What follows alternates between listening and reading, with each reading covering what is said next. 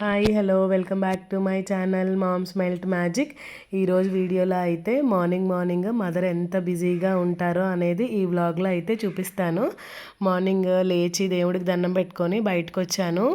మా రోజ్ ప్లాంట్కి అయితే 4 మొగ్గలు వచ్చేసాయి ఏకంగా. అవి చూసి హ్యాపీగా ఫీల్ అయ్యాను అనమాట. ఒకటైతే కొంచెం ఓపెన్ అయింది, బాగా డార్క్ కలర్లో.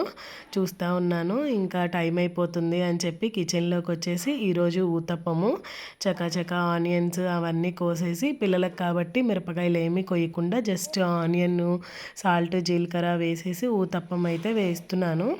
మ్యారేజ్కి ముందర ఎలా ఉన్నా నడిచిపోతుంది కదా.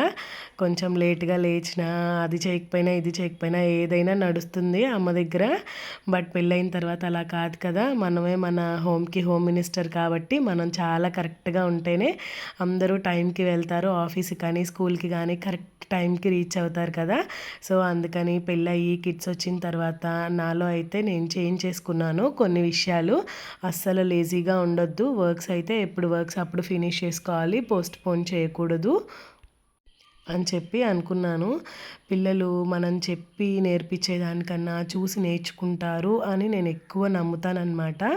అందుకని చెప్పి నేను చాలా డిసిప్లైన్డ్గా అయితే ఉంటాను.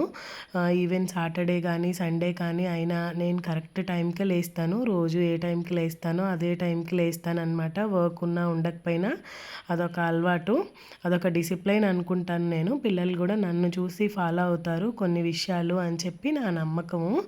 మార్నింగ్ అయితే మా హస్బెండ్కి వాటర్ మిలన్, సపోటాలు అయితే ఇచ్చేసాను.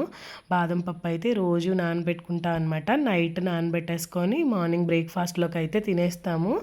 ఇంకా పిల్లలకి కూడా బ్రేక్ఫాస్ట్ ఇచ్చేసాను. మా హరి వచ్చేసి నేను దోశ తినను, నాకు వాటర్ మిలానే కావాలి అని గొడవ. ఇంకా వాడికి వాటర్ మిలాన్ ఇచ్చేసాను.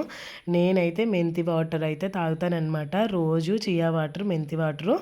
సో తలా ఒకళ్ళకి తలా ఒక్కొక్క టిఫిన్ అనమాట. ఇసుక లేకుండా ఏమీ మార్నింగ్ హడావుడి లేకుండా హ్యాపీగా ముందర లేచి అయితే చేసేసుకుంటాను అన్నీ.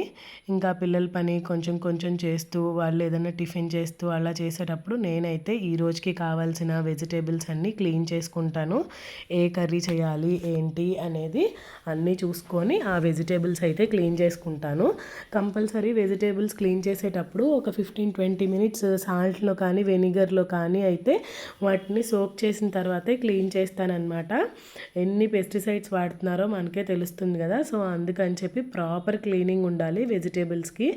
ఆ రోజైతే బెండకాయ ఫ్రై చేసేసి రసం అయితే పెట్టేశాను.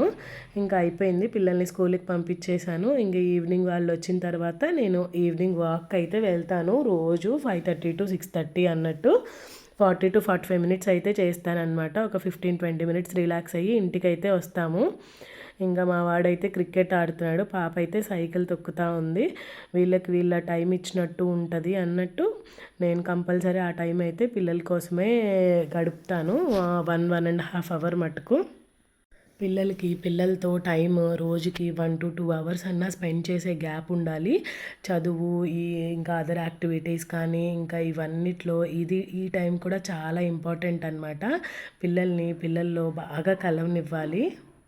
అప్పుడే వాళ్ళ బ్రెయిన్ డెవలప్మెంట్ అనేది బాగుంటుంది. ఇంకా వచ్చేసి ఫ్రెష్ అయిపోయి ఎవరి వర్క్స్ వాళ్ళు చేసుకుంటూ ఉన్నారనమాట.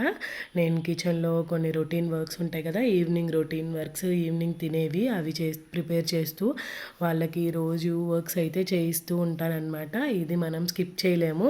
హై బీపీ టైము నాకైతే ఈ work చేయించడము.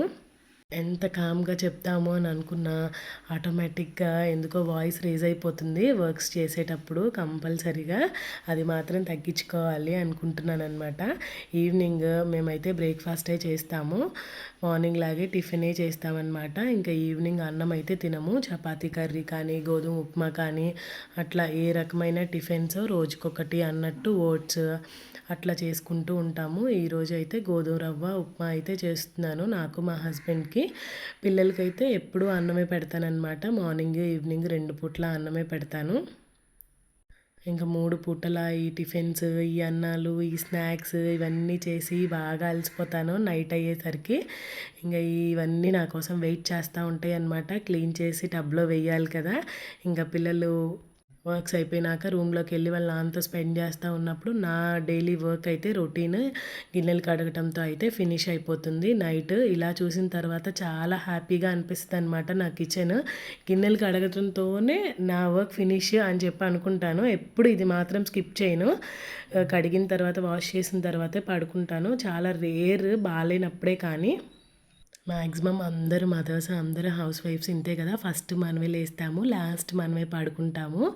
That all for family. Thank you for watching. ఈ వ్లాగ్ ఎలా అనిపిస్తుంది?